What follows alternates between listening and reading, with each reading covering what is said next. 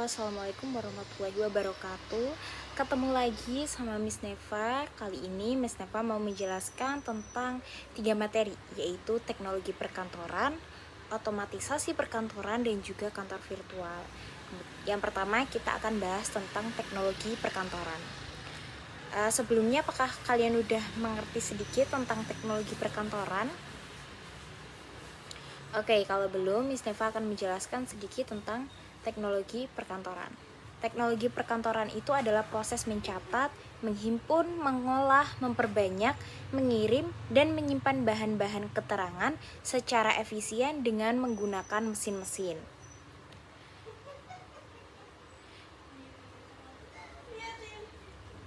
Kemudian teknologi itu adalah keseluruhan sarana untuk menyediakan barang-barang yang diperlukan bagi kelangsungan dan kebutuhan hidup manusia. Kantor adalah tempat untuk melakukan pekerjaan tata usaha. Dalam hal ini, makna tempat itu adalah ruangan, gedung, kompleks, serta perabotan dan perlengkapan lainnya. Perkantoran sendiri dapat didefinisikan sebagai segala hal atau segala sesuatu yang berkenaan dengan kantor, baik sebagai tempat maupun aktivitas yang ada di dalamnya. Kemudian teknologi perkantoran itu juga berkaitan dengan penggunaan peralatan dan mesin-mesin untuk membantu manusia dalam melaksanakan pekerjaan administrasi yang dilakukan di kantor. Oleh karena itu, diperlukan pengenalan jenis dan cara penggunaannya untuk melaksanakan keenam macam kegiatan, yaitu proses mencatat, menghimpun, mengolah, memperbanyak, mengirim, dan juga menyimpan. Nah, terus apa aja sih dampak-dampak dari teknologi perkantoran ini?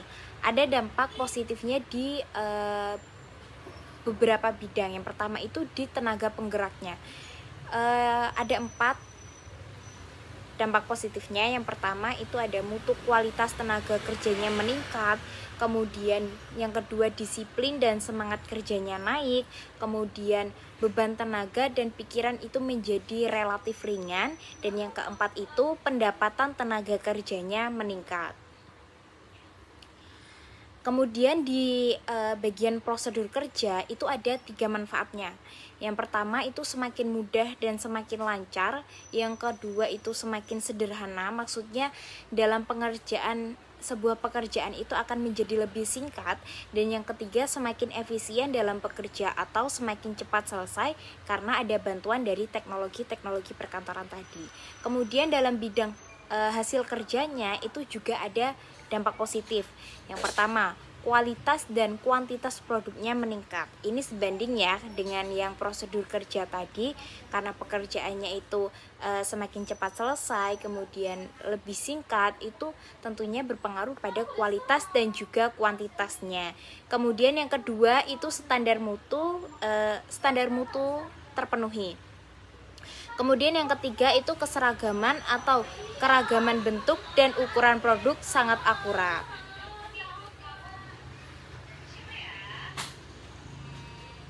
Kemudian setelah kita bahas tadi dampak positif, ada juga dong dampak negatifnya. Dampak negatifnya itu yang pertama, itu sulit mencari tenaga kerja dengan keterampilan tertentu karena sudah digantikan oleh teknologi-teknologi yang tadi. Kemudian yang kedua, itu pengangguran meningkat. Tenaga yang dibutuhkan itu menjadi sedikit karena sudah digantikan dengan alat. Kemudian yang ketiga itu pemeliharaan mesin yang kurang baik sehingga dapat menimbulkan pemborosan. Jadi kalau memakai teknologi perkantoran itu juga tentunya harus melakukan perawatan terhadap teknologi atau alat-alatnya tersebut sehingga itu tidak menjadi bumerang bagi perusahaannya. Kemudian yang keempat itu apabila terjadi pergantian mesin, hal tersebut akan mengakibatkan perubahan metode dan prosedur sehingga perlu diadakan pelatihan tenaga kerja. Nah, itu tadi adalah sedikit materi tentang teknologi perkantoran. Kemudian kita akan berpindah ke materi otomatisasi perkantoran. Apa sih otomatisasi perkantoran? Otomatisasi perkantoran itu adalah penggunaan alat elektronik untuk memudahkan komunikasi formal dan informal, terutama komunikasi informal antara sebuah organisasi dengan orang-orang di dalam dan di luar perusahaan untuk meningkatkan produktivitas. Nah, sekarang kita akan bahas tentang konsep otomatisasi perkantorannya. Proses yang terjadi di perkantoran seperti proses manufaktur itu selalu mengarah ke otomatisasi. Kemudian otomatisasi perkantoran itu berevolusi dari aplikasi-aplikasi yang terpisah tanpa rencana menjadi aplikasi yang terencana dan juga terpadu.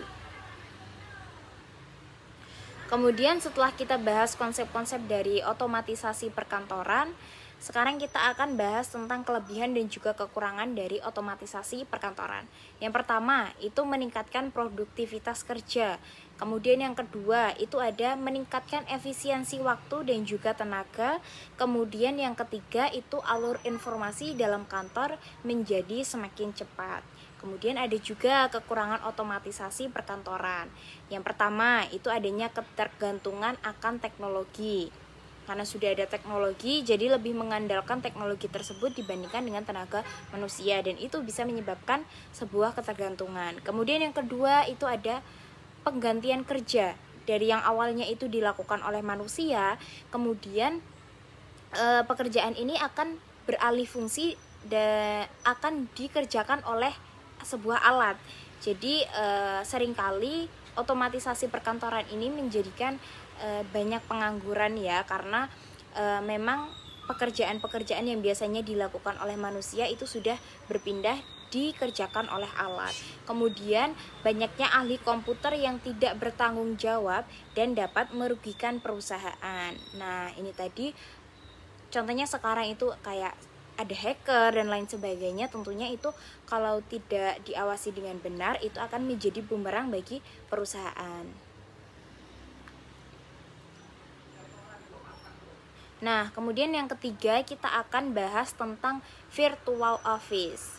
Virtual office sendiri adalah layanan kantor secara digital yang memungkinkan seseorang atau perusahaan memiliki alamat bisnis, layanan resepsionis, dan juga fasilitas kantor tanpa memiliki kantor secara permanen.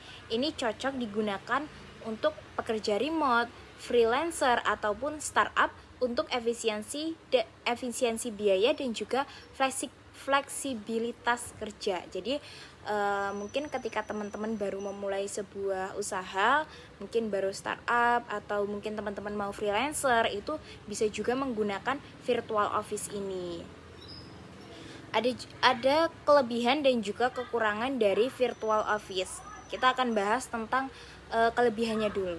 Kelebihannya itu hemat biaya operasional, karena kita tidak perlu menyewa kantor itu secara fisik, tidak perlu beli furnitur juga, ataupun tidak perlu juga bayar listrik. Kemudian yang kedua itu fleksibel dari sisi lokasi maupun waktu kerja, karena bisa dikerjakan dari manapun dan kapanpun. Kemudian tetap memiliki citra profesional, karena di virtual office ini kita tetap memiliki alamat bisnis resmi dan juga layanan pelanggan. Kemudian yang keempat itu ada skabilitas yang mudah, karena mudah dalam menambahkan atau mengurangi layanan yang sesuai dengan kebutuhan. Kemudian tentunya dari ada kelebihan, tentunya juga ada kekurangan. Nah, kekurangannya sendiri itu ada kurangnya interaksi tatap muka, sehingga ini menyulitkan untuk kolaborasi langsung dan juga membangun budaya kerja, karena kan pekerjaan ini tidak bertatap muka ya, bisa dikerjakan di mana saja. Tentunya budaya kerjanya juga patut dipertanyakan, pun juga tingkat kedisiplinannya juga perlu dipertanyakan. Kemudian yang kedua itu ada terbatas untuk kegiatan fisik. Ini tidak bisa digunakan untuk kegiatan yang butuh ruang fisik.